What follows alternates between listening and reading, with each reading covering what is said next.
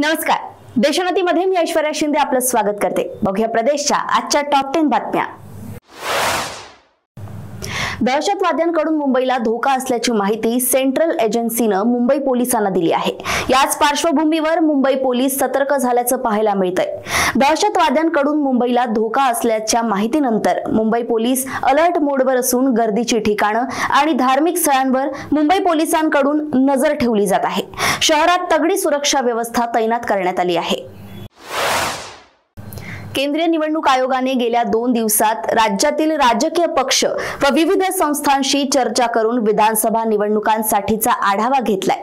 त्यानंतर आज पत्रकार परिषद घेऊन राज्यातील मतदारांची संख्या, पुरुष, महिला, तृतीयपंथी मतदार आणि मतदारांमध्ये झालेल्या वाढीसंदर्भात केंद्रीय निवडणूक आयोगाचे प्रमुख राजीव कुमार यांनी माहिती दिली आहे.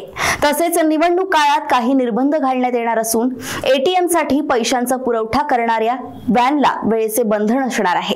तसेच या काळात अँब्युलन्स, बँक आणि पतसंस्था यांवर देखील लक्ष ठेवलं जाईल असेही राजीव कुमार यांनी म्हटलंय.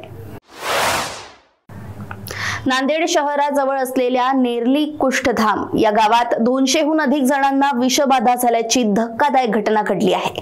गावातील सार्वजनिक पाणी पुरवठा करणाऱ्या पाण्याच्या टाकीतील पाणी प्यायल्यानं गावकऱ्यांना उलट्यासह चक्कर आणि डोकेदुखी होऊ लागली. मोठ्या संख्येनं रुग्णसंख्येत वाढ होत असल्यानं मिळेल त्या वाहनानं रुग्णांना शासकीय आणि खासगी रुग्णालयात दाखल करण्यात आलं. रात्रीतून 200हून अधिक जणांना विषबाधा झाली. आज सकाळपासून देखील अनेकांना असाच त्रास होत असल्याचं पाहायला मिळालंय. त्याची तपासणी करून उपचार सुरू करण्यात आले आहेत. धर्मवीर आनंद दिघेंना मारलं गेलं असं ठाण्यातील ज्येष्ठ लोक म्हणतात. सकाळी ठणठणीत असलेल्या दिघेंना दुपारी अचानक काय झालं? आनंद दिघेंना मारलं गेलं, ठाणे जिल्ह्याला माहित आहे अशी खळबळजनक विधानं करत शिंदे सेनेचे आमदार संजय शिरसाट यांनी केली आहे.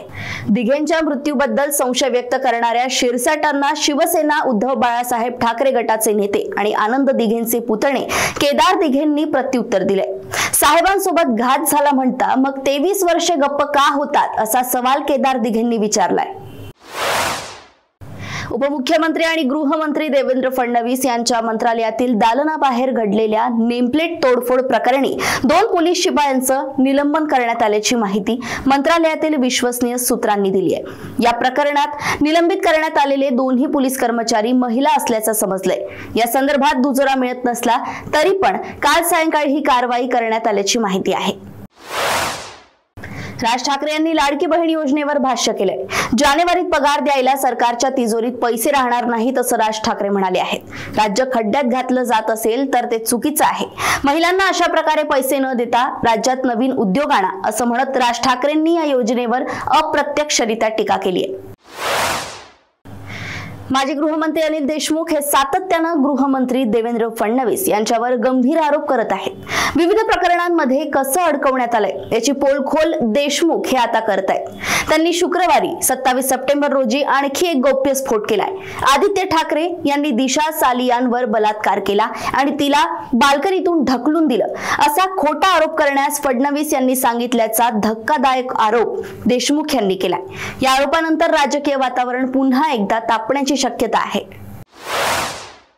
सध्या राज्यात पावसाचा जोर कमी झालाय. अनेक भागात गेल्या 4 ते 5 दिवसांपासून पावसानं धुमाकूळ घातला होता.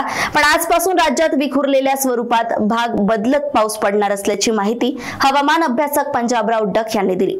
आजपासून राज्यात सर्वदूर पाऊस पडणार नाही. त्यामुळे शेतकऱ्यांनी 6 ऑक्टोबर पर्यंत शेतातील सर्व कामे उरकून घ्यावीत. सोयाबीन, उडीद याची काढणी करावी असं आवाहन डक यांनी केलंय. मागेल त्याला सौर कृषी पंप योजनेला शेतकऱ्यांचा मोठा प्रतिसाद मिळतोय.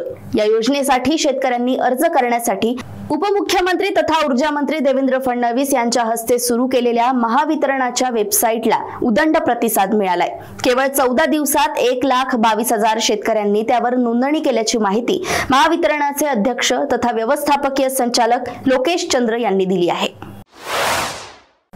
गेल्या लोकसभा निवडणुकीत महाविकास आघाडीला विदर्भात मोठे यश आल्याचे बघायला मिळालंय। एकट्या विदर्भातील 10 पैकी 60 ठिकाणी महाविकास आघाडीने घवघवीत यश मिळवत पुन्हा घर वापसी केली आहे। आता 2024 मध्ये विदर्भातून भाजपच्या अधिक जागा वाढवण्यासाठी अमित शहा पक्षाच्या रणनीतीचा आढावा घेण्यासाठी नुकतेच येऊन गेले आहेत। आता शिवसेना ठाकरे गटानेही विदर्भात आपली ताकद आजमावल्याचे चित्र आहे।